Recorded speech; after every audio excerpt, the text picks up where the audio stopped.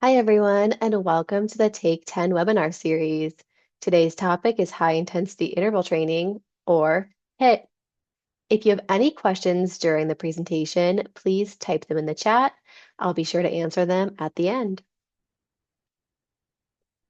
My name is Amber Langford, and I'm a senior fitness specialist with Premise Health. I'm also a certified personal trainer and corrective exercise specialist. High intensity interval training happens to be one of my favorite workout protocols, so I'm really excited to share this topic with you today. For today's presentation, we'll cover what is HIIT and how it works, HIIT protocols and programming guidelines, equipment and exercises commonly used in HIIT, the key benefits of HIIT, and finally, some main takeaways and recommendations. So what is HIIT?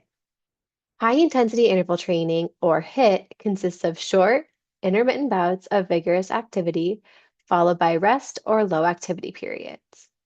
Two ways to measure vigorous activity include the talk test and monitoring your heart rate. An activity is considered vigorous if you are unable to say more than a few words without taking a breath during the exercise, or your heart rate is 76 to 96% of your maximum heart rate. A simple way to determine your max heart rate is to subtract your age from 220. For example, I am a 30, so my max heart rate is 190 beats per minute. Additionally, some examples of vigorous activity include running, jumping, cycling, and strength training exercises. Now that we understand what HIIT is, let's talk about how to structure a HIIT workout. There are 4 different interval categories. A long interval is when the work phase lasts 2 to 4 minutes. A moderate interval is when the work phase is 1 to 2 minutes. A short interval is when the work phase is 45 seconds or less, and the sprint interval is when the work phase is 20 seconds or less. A popular sprint interval is Tabata. For Tabata, the work phase is 20 seconds and the rest phase is 10 seconds.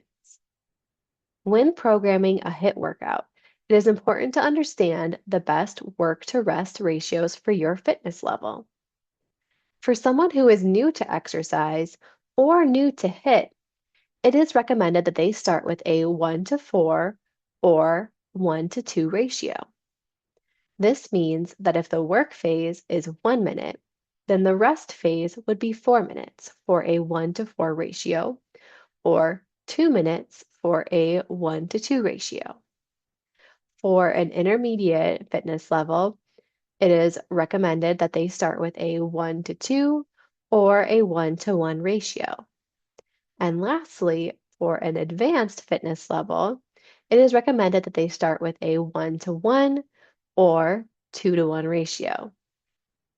The Tabata protocol is an example of a 2 to 1 work to rest ratio. This helps balance effort and recovery to optimize performance and safety.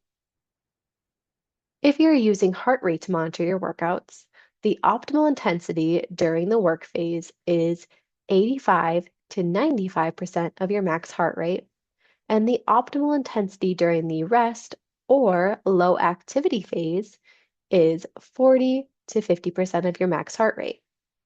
You should feel your breathing start to normalize before beginning your next work phase. The duration of a HIIT workout can range from short to long. A HIIT workout is considered short when, after adding up all of the work phases, the duration is 4 minutes or less. And a HIIT workout is considered long when, after adding up all of the work phases, the duration is 16 minutes or more. Those new to HIIT should start with a shorter duration and work their way up to a long session. Lastly, the optimal frequency for HIIT workouts is 2 to 3 times a week with 48-hour rest periods in between sessions. If you're new to exercise or new to HIIT, it's best to start with once a week and gradually increase the frequency. Let's talk about equipment and exercises. If you enjoy cardio, you can easily turn your favorite machine, maybe it's a treadmill, stationary bike, rower, or elliptical, into a HIIT workout by alternating between high intensity bursts and recovery periods. Remember, recovery doesn't have to mean stopping. You can simply reduce your pace or resistance. You can also use strength and plyometric exercises to create your HIIT workout. Examples of strength exercises include squats, lunges, push ups, step ups, dips, and bent over rows. Examples of plyometric exercises include jump squats, burpees, jumping jacks, jump rope, clapping push ups, and skaters. These are just a few examples of equipment and exercises that you can use to create a HIIT workout. Plyometric movements are higher impact, so introduce them gradually to avoid excessive strain. There are many benefits to including HIIT workouts in your workout routine. HIIT can improve VO2 max.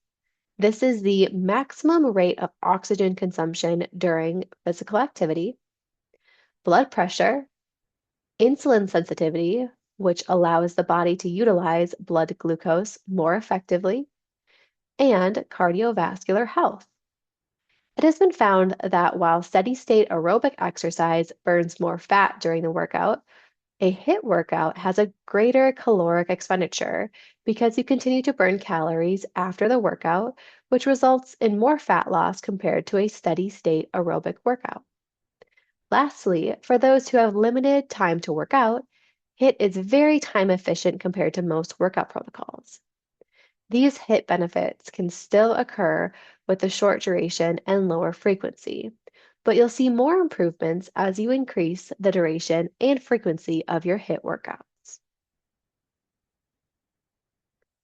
To wrap up, here are some key takeaways. High intensity interval training is a highly effective but also demanding on the body. Start with longer rest intervals and shorter sessions. Begin with 1 to 2 workouts per week, allowing for 48 hours of recovery. Over time, you can work up to the optimal 2 to 3 sessions per week. High intensity interval training can also be integrated into a general strength training program for well rounded fitness. Thank you so much for joining me today and taking the time to learn more about high intensity interval training. I hope you feel inspired to give HIIT a try and experience the benefits for yourself.